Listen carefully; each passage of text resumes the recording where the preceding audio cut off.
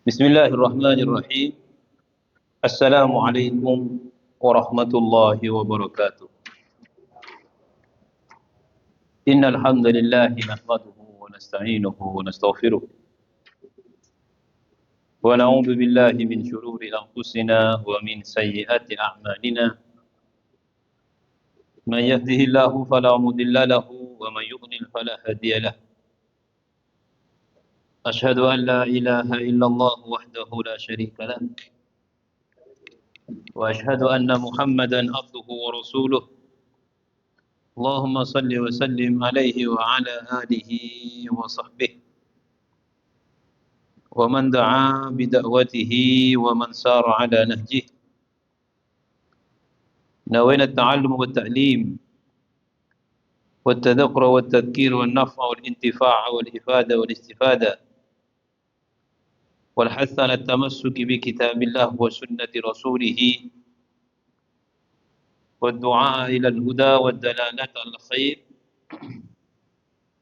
ibtigha'a wajhillahi wa mardatihi wa qurbihi wa thawabihi subhanahu wa ta'ala, amma ba'du. Jemaah salat subuh yang dirahmati Allah, alhamdulillah wa syukurillah. Di pagi hari ini kita mendapatkan nikmat dari Allah,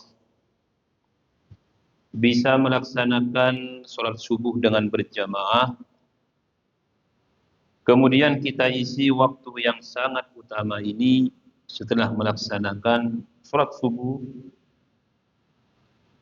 sampai isyraq insyaallah dengan majlis ilmu, melanjutkan pembacaan kitab At-Tadhkirah. At-Tadhkirah fi ahwalil mauta wa umuril akhirah, yang disusun oleh Al-Imam Samsuddin Abu Abdullah Muhammad bin Abi Bakar Al-Ansari Al-Qurtubi, yang kita sering mendengar istilah kepada beliau langsung kepada nisbatnya Al-Qurtubi. Qurtubi itu artinya orang yang datang dari Cordoba. Cordoba itu salah satu daerah di Spanyol. Namanya Muhammad bin Abu Bakar Al-Ansari Al-Qurtubi. Berarti aslinya Madinah, tapi tinggalnya di Cordoba. Yang mana kita insyaallah akan membaca di halaman 52. Sebagaimana masukan dari takmir, sebelum kita memulai, karena hari ini bertepatan dengan tanggal 12 Rabiul Awal, yang mana para ulama mayoritas dari ahli tarikh mengatakan bahwa Nabi kita Muhammad SAW dilahirkan pada tanggal 12 Rabiul Awal tahun Gajah. Kalau Masehinya 571. Bulannya kalau Masehi ada yang mengatakan April, ada yang mengatakan Juni. Allahu a'lam. April, Mei, Juni, tapi enggak ya. Jauh sekali. Sebenarnya bisa diruntut. Ada yang mengatakan April, ada yang mengatakan Juni. Saya lebih condong ke April. Jadi April itu kelahiran Nabi kita Muhammad SAW kalau dihitung dari Masehi.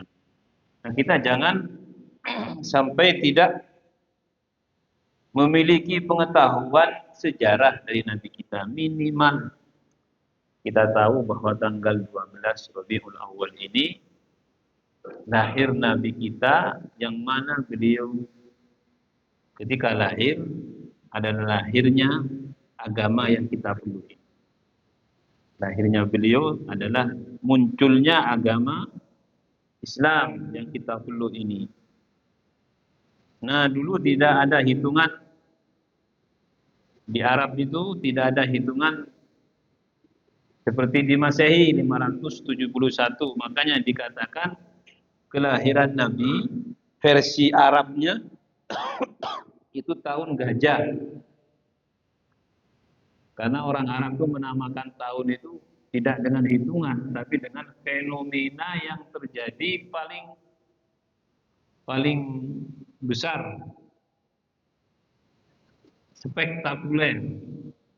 Nah, pada saat Nabi dilahirkan, kejadian yang paling spektakuler adalah penyerbuan Abraha dari Yaman untuk menghancurkan Ka'bah yang kita kenal dengan tahun gajah.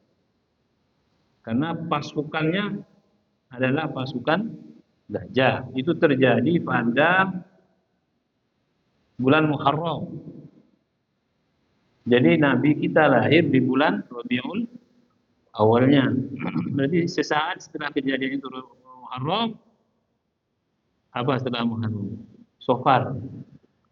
Rabiul awal. Nah,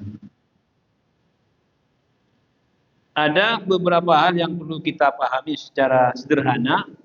Yang pertama adalah bahwa Nabi kita Muhammad SAW itu dilahirkan oleh seorang ibu yang bernama Aminah, ayah yang bernama Abdullah. Ini minimal kita tahu. Ini hal-hal sederhana. Para ulama mengatakan minimal kita tahu 5 generasi ke atas. Muhammad bin Abdullah bin Abdul Manaf bin Muhammad bin Abdullah bin Abdul Muttalib bin Abdi Manaf bin Hashim. 5 aja sudah cukup. Ini kan itu kan dari Nabi 5. Muhammad bin Abdullah bin Abdul Muttalib bin Abdi Manaf. Ya, Abdi Manaf ini namanya Hashim. Makanya kenapa kok sampai 5? Karena dari Hashim ini kemudian terbentuk namanya Bani Hashim. Yang mana Bani Hashim ini adalah kabilah. Kalau di Mekah itu kabilah, kalau di Indonesia marga atau suku ya. Suku ya. Bukan suku, marga. Suku itu biasanya dikembalikan ke tempat. Suku Sunda, suku Jawa, suku Madura, suku Batak. Kalau marga kan dikembalikan ke nasab. Makanya Bani Hashim itu nasab. Nah, kenapa kok tadi saya katakan 5? Minimal kita harus tahu. Karena berhenti di Hashim. Terbentuklah kemudian marga Bani Hashim. Nah, Bani Hashim ini di Mekah yang mengatakan baik yang ikut Nabi ataupun tidak ikut Nabi, jangan ada siapapun yang menyakiti Rasulullah selama saya hidup dan selama Bani Hashim. Siapa yang mengatakan? Abdul Muttalib. Jadi ketika itu Bani Hashim apakah ikut Nabi semua? Tidak. Jadi Bani Hashim itu kelompok, ada yang ikut Nabi, orang-orang lemah, ada yang nggak ikut. Tapi mereka sepakat Muhammad ini, walaupun menurut mereka dulu ketika Nabi menyebarkan, walaupun kita tidak ikut, kita Bani Hashim tidak boleh keluar untuk mendukung dia. Bukan masalah agama, tapi mendukung masalah marga.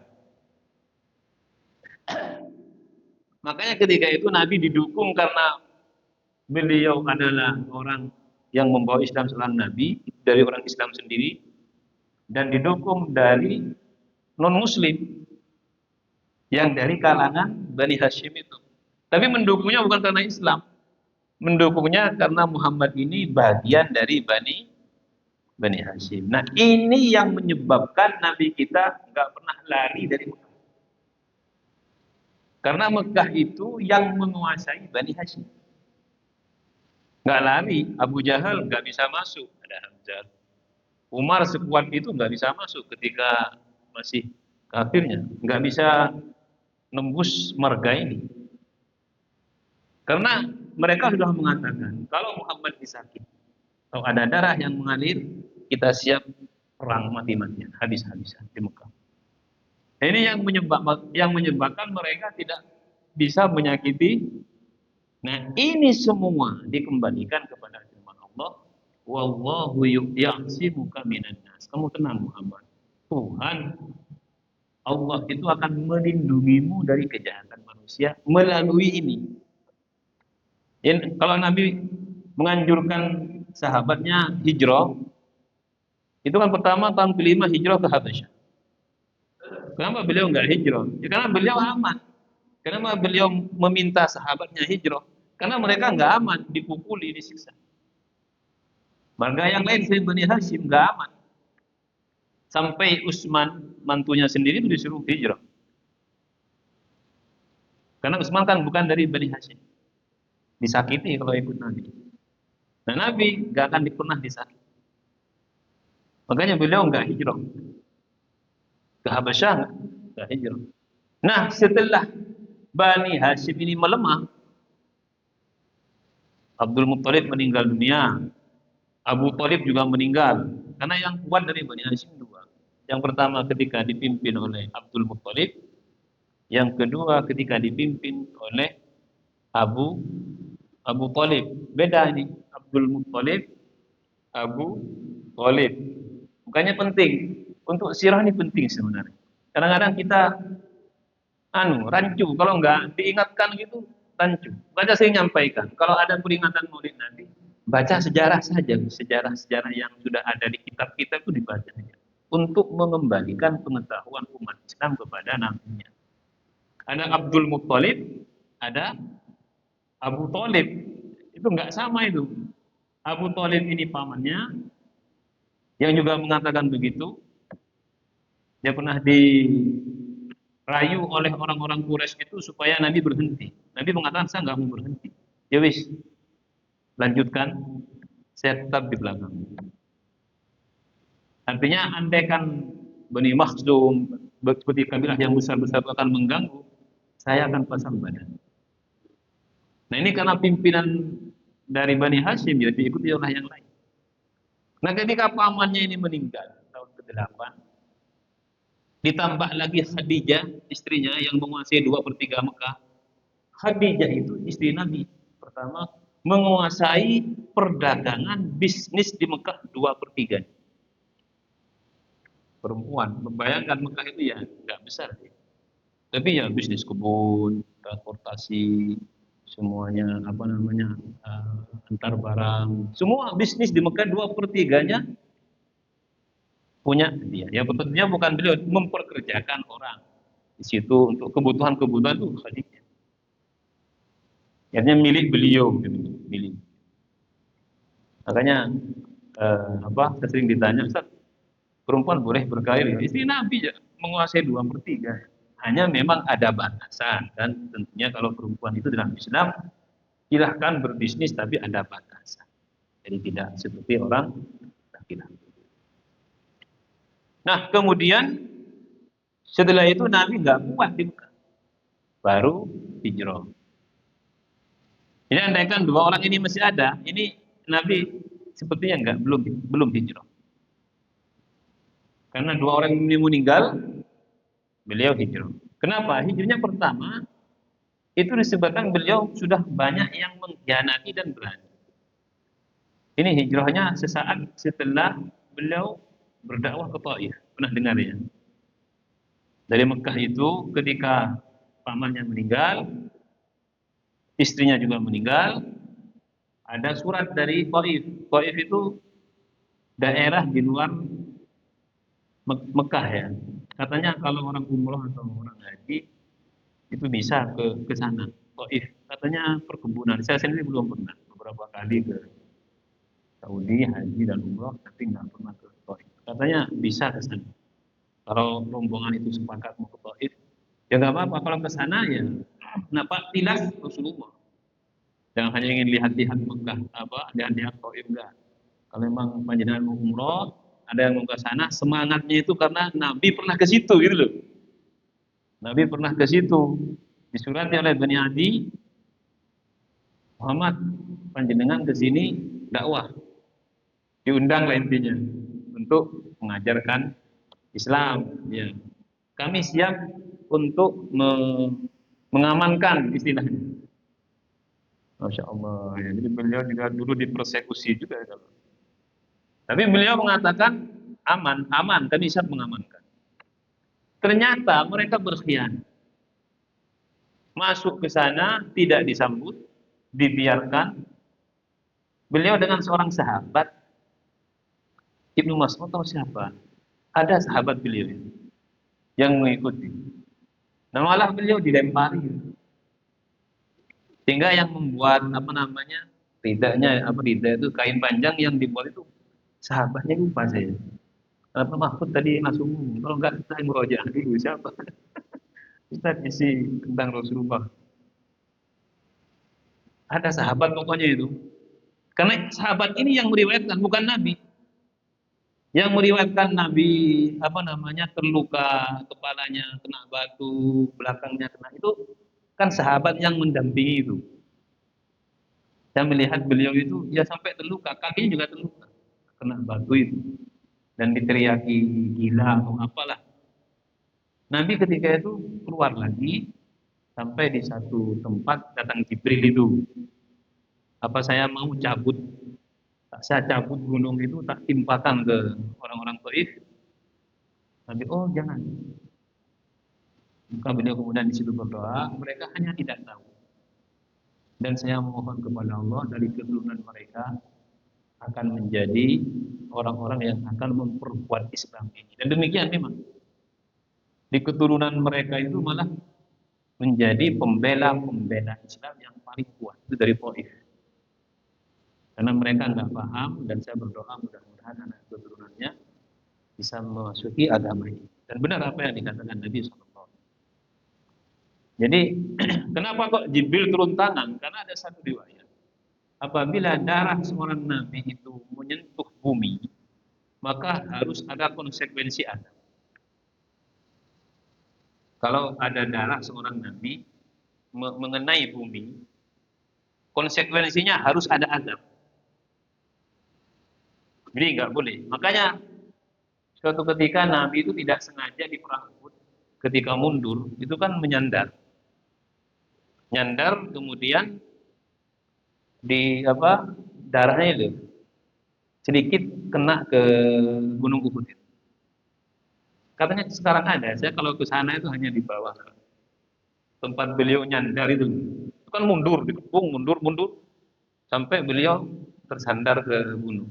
Dan itu ada dari gigi beliau kan anu, ketika itu gigi beliau rompal, kena kena tombak atau kena panah apa enggak tahu. Beliau pakai baju perang tapi tetap kena sehingga ada darah sedikit. Itu mengenai Gunung Uhud. Nah, disitulah kemudian Gunung Uhud bergetar. Bergetar mau menimpukan dirinya ke orang-orang itu. Tapi Nabi memegangnya. Nabi dalam satu memegang gunung itu. Ketika sudah ada getaran, lah itu gunung dipegang oleh Rasulullah. Sehingga menjadi, ini beliau mengatakan tenang, wahai Uhud, tenang. Sampai Nabi mengatakan Uhud ini gunung yang akan kita jumpai di surga. Dari situ sebenarnya. Artinya Uhud ini gunung yang mencintai aku dan gunung yang akan ada di surga. Allah alam bisa membacanya ya begitu. Berarti ya batu itu ya bisa mencintai. Kalau saya mikirnya kok bisa. Gunung Uhud itu mencintaiku dan aku mencintai. Dan dia adalah gunung yang akan ada di surga. Nah, jadi Nabi SAW lahir pada tahun gajah. Itu sebenarnya banyak hal-hal yang perlu disampaikan. Saya hanya ingin menyederhanakan saja. Dari lahir sampai meninggal, itulah. Lahir di tahun gajah, usia 4 bulan sudah ibunya enggak nyusui. Ini saya singkat, gitu. Lahirnya ada dua riwayat. Ada lahir biasa dari kemaluan seorang ibu. Ada yang mengatakan lahirnya bukan dari kemaluan, tiba-tiba ada. Tapi kalau kita melihat secara normal kan ya sudah melahirkan dari rahim melalui kemaluan kan. Tapi ada yang mengatakan ibunya itu hanya mengatakan sebagaimana dibilang oleh Syafa. Syafa ini ibunya Abdurrahman bin Auf. Saya ketika Muhammad itu lahir, saya ketika itu dengan Aminah, termasuk yang nunggui. Ya, saya tidak bisa melihat lebih lanjut. Hanya Aminah mengatakan saya hanya melihat seperti mimpi ada cahaya dari arah Syam atau apa kan. Dan ada orang yang berkata di samping kanan kirinya malaikat itu. Ada yang mengatakan ini sudah waktunya apa tidak. Tiba-tiba kata beliau, kata Aminah ini, saya melihat Muhammad sudah ada di situ. Saya tidak merasakan sakit dan tidak ada darah. Jadi tidak merasa sakit, tiba-tiba perutnya sudah kembali normal dan tidak ada darah.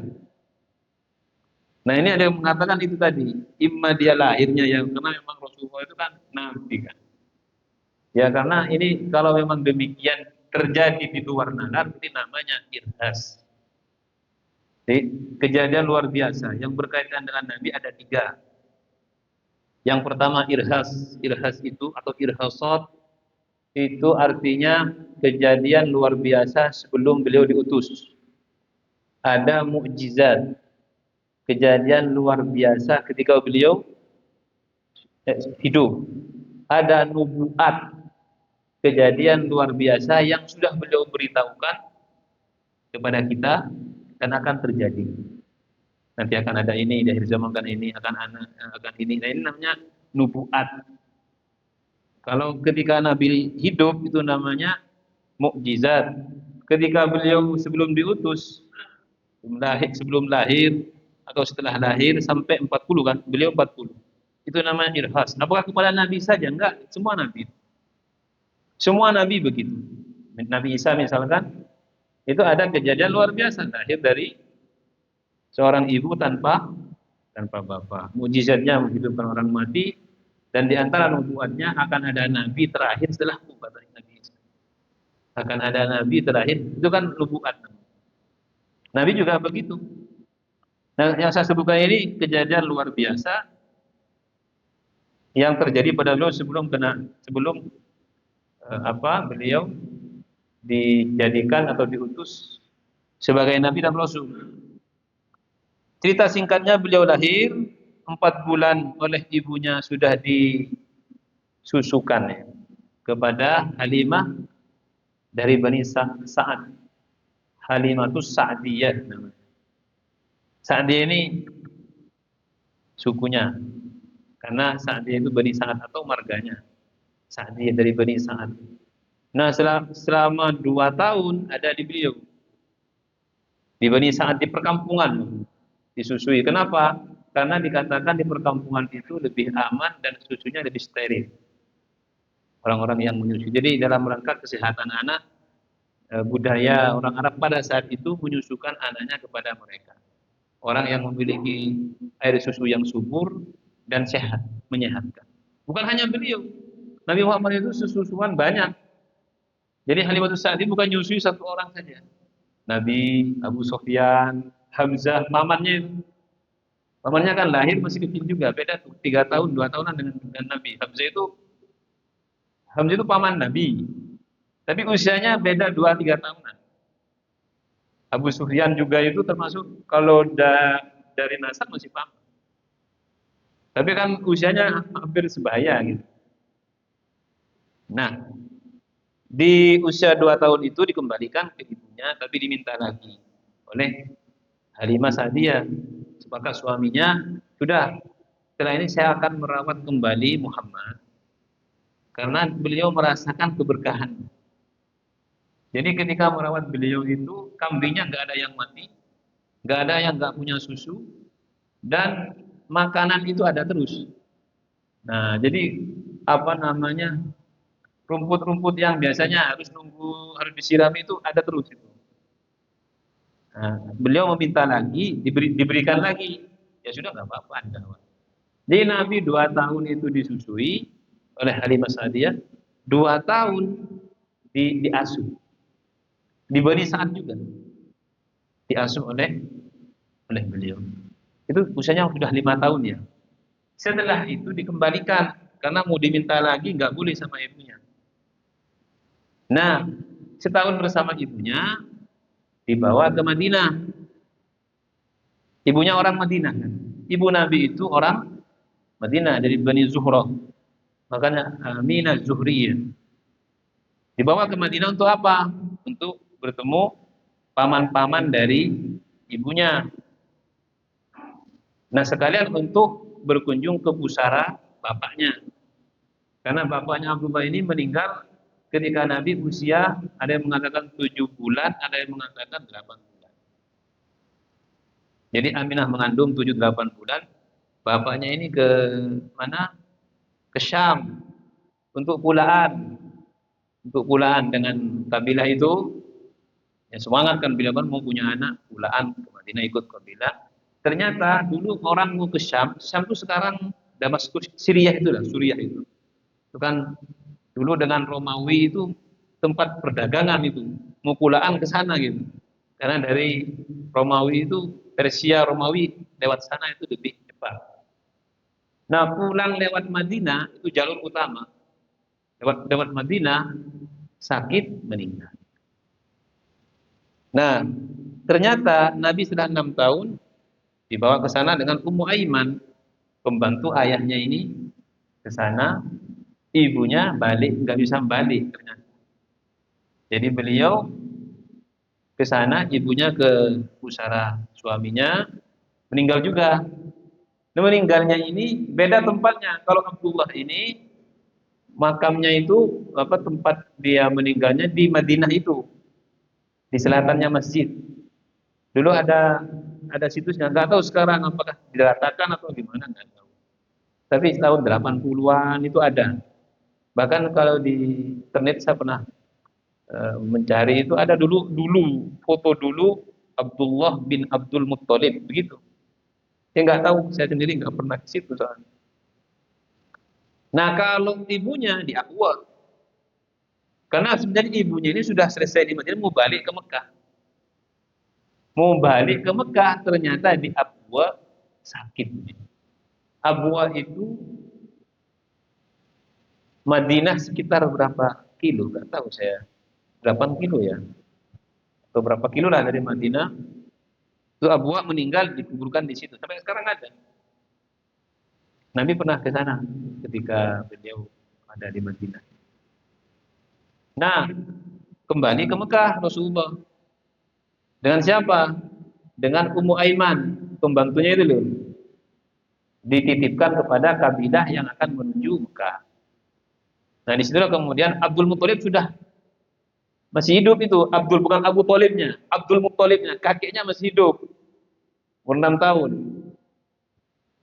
Beliau kakek Nabi ini hanya bisa ngasuh 2 tahun. Dan kakek beliau Abdul Muthalib ini tokoh besar. Makanya hati kita jaga. Nabi dulu mimisan, kayak nggak punya tak, kita nggak setuju itu. Bukan hanya kepada Nabi, ya, kepada sahabat, kepada orang-orang yang dimuliakan dalam Islam ini. Ketika ada dua pendapat, yang satu seakan-akan apa namanya ya, bukan meremehkan, merendahkan, yang satu menjaga kemuliaan. Pilih pendapat yang menjaga kemuliaan. Saya pernah ditanya, Ustaz, katanya Aisyah itu ketika meninggal itu buta dan sakit-sakitan. Kan begitu, riwayatnya kan begitu. Aisyah itu istri Nabi itu loh. Ketika meninggal katanya buta dan sakit-sakitan. Itu ada dua riwayat. Yang satu beliau meninggal biasa dalam keadaan mulia, enggak sakit-sakitan, enggak ada yang kita milih yang pendapat yang pertama. Kenapa? Karena khawatir di situ ditunggangi Syiah yang memang tidak suka kepada Aisyah katanya sakit-sakitan, buta. Dan enggak ada. Tuh, Ustaz ini katanya Ustaz Fulan, Ustaznya yang sebut ya Allah, Ustaz terkenal. Ya nggak apa-apa, beliau mengikuti riwayat itu, tapi kalau saya pribadi tetap ikut riwayat bahwa beliau meninggal dalam keadaan sehat walafiat, dalam kemuliaan, dijaga oleh keluarganya dalam kehormatan. Nggak sakit-sakitan, nggak buta. Karena beliau meninggal usia Beliau 18 ketika Nabi meninggal usianya 18, hidup 41 tahun. 18 tambah 40, 57. Nah, setelah itu usia Nabi 8 tahun, kakeknya meninggal. Dalam usia di atas 100 lah. 8 tahun, kata Nabi meriwayatkan, ketika kakekku meninggal, uh, aku itu masih memegangi dipannya. Dipan Abdul Muthalib itu dulu. Saya pegangi dipannya ini. Dan Ummu Aiman mengatakan sampai Rasulullah menangis ketika kakeknya ini meninggal. Karena pengganti ayahnya kan. Kan yatim piatu beliau. Nah, beliau itu diasuh oleh tokoh besar. Pimpinan Bani Hashim yang saya sampaikan tadi. Hidup dalam, ya dibayangkan sendiri lah, insya Allah hidupnya itu walaupun beliau tinggal di rumahnya dengan Ummu Aiman, tapi hidupnya di sampingnya ada pamannya Abu Lahab. Abu Lahab ketika itu belum belum benci ke Rasul loh. Usia Nabi 8 tahun itu kan dampingan dengan Abu Lahab. Abu Lahab ini kan kaya raya paling tampan. Bahkan diriwayatkan ayah Nabi itu tampannya kalah ke Abu Lahab ini. Karena kita benci ke beliau. Seakan-akan beliau itu orang paling paling jelek ya. Ya memang jelek secara keyakinan, tapi kalau dari fisik Abu Lahab ini dikatakan Abu Lahab, itu Lahab itu kan menyala. Itu saking putihnya, kalau beliau marah itu merah, merona. Seperti bara mukanya itu. Berarti kan ganteng itu, putih itu.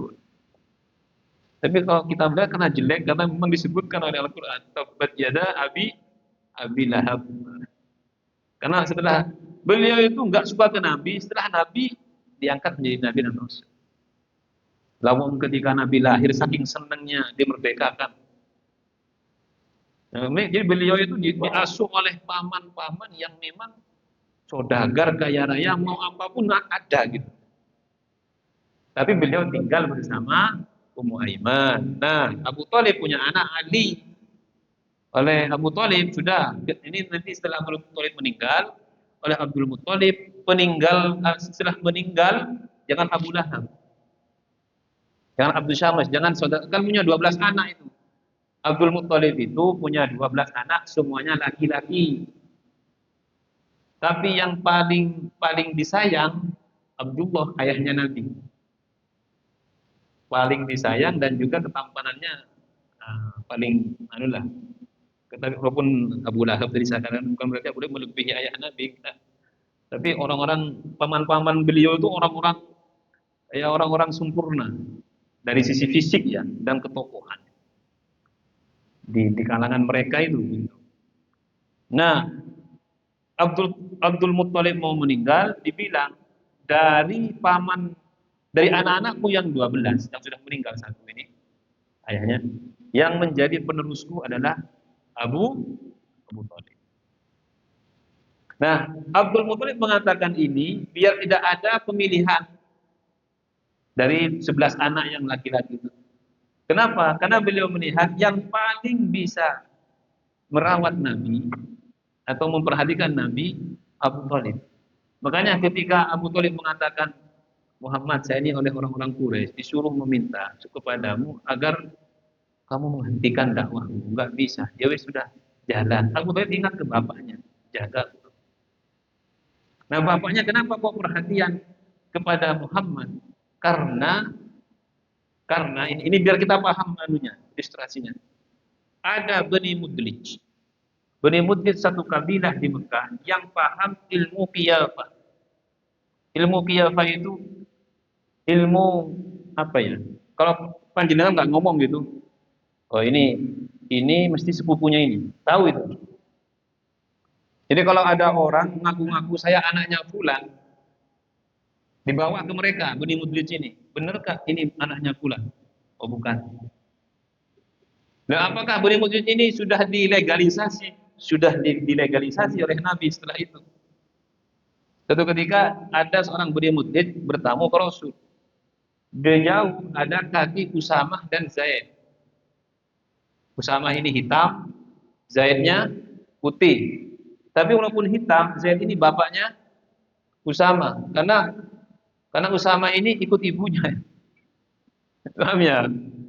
Jadi Zaid punya istri, Zaidnya hitam, istrinya putih. Punya anak Usama bin Zaid, panglima termuda itu loh. Dalam Islam yang ditunjuk Nabi. Nah, Usamanya ini putih. Ya, tapi kan anaknya, anak dan bapak ini hitam putih. Bani Mudlij mengatakan, kan sedang tiduran di masjid ketika itu. Dari jauh sudah tahu, walaupun dua kaki orang ini berbeda warna, tapi ini adalah bapak dan anak. Subhanallah katanya. Padahal nggak kelihatan itu, hanya lihat kakinya. Dari situ Nabi mengatakan Bani Mudlij luar biasa. Nah, Bani Mudlij ini pernah datang ke Abdul Muthalib ketika Nabi usianya sekitar 7 sampai 8 tahun. Abdul Muthalib masih ada. Apa yang dikatakan oleh Bani Mudlij? Kamu jaga anak ini, masih 8 tahun, 7 tahun. Kamu jaga anak ini. Kenapa? Kata Abdul Muthalib. Kenapa? Karena saya melihat kakinya sama dengan kaki yang ada di makom Ibrahim. Tahu ya? Makom Ibrahim dulu. Itu ada di masa sebelum Nabi sudah ada itu diabadikan sudah ada itu. Saking kuatnya khilafahnya kaki dari anak ini. Itu kan Nabi muter-muter kan ya. Kalau ada tamu muter-muter masih kecil itu. Melihat ini anak ini kok sama kakinya dengan yang iya, ini ada. Makanya Nabi mengatakan orang yang sama dengan saya itu ternyata Nabi Ibrahim. Beliau menemui Nabi Ibrahim ketika beliau bersandar ke Baitul Ma'mur di langit ketujuh. Orang yang paling sama dengan saya itu ya Nabi Ibrahim. Nah ini, maka dijaga oleh beliau itu. Baru kemudian usia beliau 12 tahun dilanjut kan dibawa ke Syam, tapi berhenti karena ada pohon yang diketahui oleh rahib menunduk. Pohonnya katanya ada di Yordania sekarang. Katanya ada pohon itu loh yang Nabi. Yang lain nggak melihat. Bukan semua orang yang bukan lihat ada pohon nunduk, enggak. Yang lihat hanya rahibnya itu saja. Beliau mengatakan, siapa anak itu? Anakku, kata Abu Thalib. Bukan. Seharusnya bapak dari anak ini mati, meninggal. Ya, itu anak saudara. Balik, jangan lanjut. Saya khawatir ada apa-apa. Kenapa? Kata Abu Thalib. Karena tidak ada pohon yang nunduk kepada manusia kecuali manusia itu nanti. Bersujud maksudnya, bersujud kepada itu saya yakini adalah apa yang ada dalam Alkitab yang disebutkan oleh Nabi Isa, ciri-cirinya ada pada anak itu. Allahu a'lam pada rahimnya. Dia enggak memastikan ciri-ciri yang ada di Alkitab ada pada anak itu. Balik dia, nah dijaga tambah kuat itu. Nah, ini kembali kepada firman Allah, wallahu yasimuka minan nas. Lalu beliau menggembala kambing, ini pekerjaannya sampai usia hampir 25, beliau diminta oleh Khadijah untuk dagang, ditemani oleh Maisarah ya, itu Maisarah yang menemani itu. Nah, dagang balik diminta oleh Khadijah, saya ingin dia jadi suami saya. Nabinya nggak jawab, ditanya oleh Abu Lahab, masih semangat itu Abu Lahab. Gimana Muhammad? Enggak, sampai paman-pamanku berkumpul tentukan. Kalau setuju aku ikut, kalau enggak setuju enggak. Nah ini begitu, Naudullah begitu asal muasalnya itu. Jadi enggak langsung pokok aku harus nikah, pokoknya harus nikah wis. Setuju enggak? Kumpulkan pamanku, kalau mereka setuju saya siap. Kalau mereka ada yang enggak setuju, saya enggak apa-apa, enggak bisa. Akhirnya setuju semua. Maharnya jadi pernikahan 20 unta. 20 unta sekitar 600 juta lah sekarang ini. Satu unta berapa? 30 juta ya. 20 ya segitu 600 juta. 20 an ya. 20 unta, 30-an tergantung untanya. Baru setelah itu usia 38 tahun Mekah banjir, Hajar Aswad terlepas. Nah, ada konflik itu akhirnya Nabi yang memasak. Dengar ya. Dikatakan Al-Amin dari situ. usia 40 beliau sudah mulai menyendiri. Tambah sekitar 6 bulan sebelum Jibril mendatangi beliau, beliau tambah nggak pulang. Sehingga kalau dulu dia pulang untuk makan, bawa makanan bekal ke Gua Hira, setelah sekitar 6 bulan sampai Khadijah sendiri yang nyuruh orang-orang untuk ngirim makanan dan keperluan-keperluan beliau. Sampai terakhir beliau Jibril itu datang dengan suara, "Ya Muhammad, wahai Muhammad." Lari beliau, takut. Kenapa? Kayak ada suara aneh manggil saya. Lari ke rumah. 2 kali balik, panggil lagi ya Muhammad. Lari lagi. Ya, khawatir. Kata beliau, saya ini gila apa-apa. Kok dengar suara-suara aneh? Khadijah mengatakan, insya Allah kamu, saya yakin kamu tidak gila. Karena saya tidak pernah melihat sesuatu yang aneh. Akhirnya kita ditanyakan kepada Waraqah bin Naufal. Ya, apa yang terjadi? Balik lagi kata Waraqah, balik, jangan lari. Kalau dipanggil jangan lari. Balik lagi dia. Ternyata dipanggil lagi ya Muhammad. Dia mau lari ya ingat tadi Waraqah, jangan lari. Dengar dia mau ngomong. Orang ini mau ngomong, jangan lari. Dia di situ nunduk di situ nunggu. Dijawab, iya kata beliau, anta rasul. Kamu adalah utusan Allah. Akhirnya beliau angkat, balik lagi. Balik lagi itu masih ditanya ke Waraqah. Ada jawaban, iya. Saya katanya utusan Allah. Nah, kata Waraqah ketika itu, kalau benar apa yang kamu katakan, yang memanggilmu itu adalah malaikat yang mendatangi para nabi seperti Musa, Isa, itu adalah Jibril, dan andaikan aku diberi usia panjang, hidupku akan aku korbankan untuk membela perjuanganmu. Itu kata Waraqah. Dia suruh balik lagi ke sana. Jadi itulah kemudian beliau melihat Jibril. Sayapnya yang satu menutupi ufuk timur, yang satu menutupi ufuk barat. Baru kemudian beliau diajari 5 ayat pertama dari surat Al-Alaq. Iqra bismi rabbikal ladzi khalaq. Beliau nyampaikan sembunyi-sembunyi. Setelah itu 2 tahun sampai 3 tahun Jibril nggak nemuin lagi, nggak nemuin Jibril, sampai beliau itu nangis dan stres kalau bahasa kita ya. Dalam satu riwayat riwayat Imam Bukhari sampai Nabi mau meloncat dari jurang. Ada apa ini kok? 2 sampai 3 tahun udah. Baru datang lagi Fa'andir, itu ada surat hukum Fa'andir. Pokoknya kamu sekarang sampaikan. Ceritanya begitu terus sampai beliau mendakwakan usia 51 beliau hijrah. Imam meninggal itu beliau usianya 50 ya. Khadijah meninggal usianya ya 50 lah. 51 beliau menikah dengan Saudah.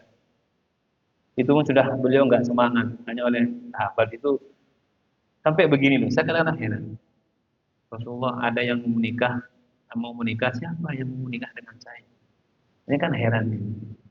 Nabi itu manusia terbaik, tertampan. Sampai beliau mengatakan, adakah yang mau menikah dengan saya? Ada. Saudah. Iya, mau ke saya. Kalau Saudah ini dalam satu riwayat besar dan dia itulah Ummul Mukminin beliau. Sampai kemudian mengatakan, ya Rasulullah, saya bagian saya tak berikan ke Aisyah. Nah, gitu kan.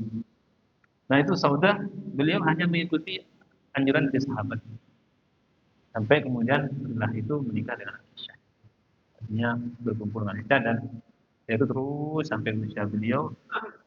Ya, banyak kejadian-kejadian penting itu sampai meninggal di usia 63 dan di meninggalnya itu juga ada polemik. Umar nggak percaya itu. Kalau mungkin Muhammad nggak bisa mati.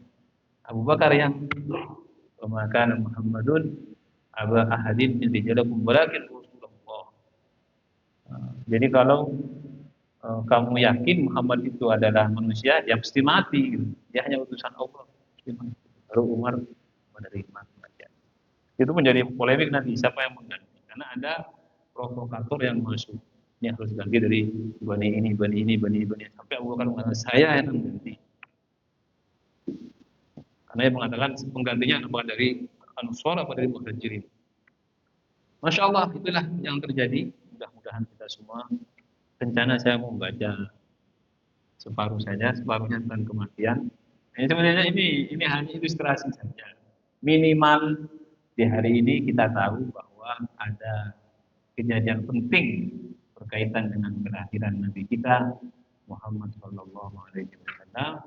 Dengan ini mudah-mudahan pengetahuan kita tentang sirah nabawiyah, sirah nabawiyah itu cerita perjalanan Nabi Shallallahu Alaihi Wasallam menjadikan kita semakin memahami keutamaan dan kemuliaan beliau. Mudah-mudahan nanti di akhirat termasuk orang-orang yang bisa dekat dengan beliau. Tempat duduknya dekat dengan beliau. Marhaba.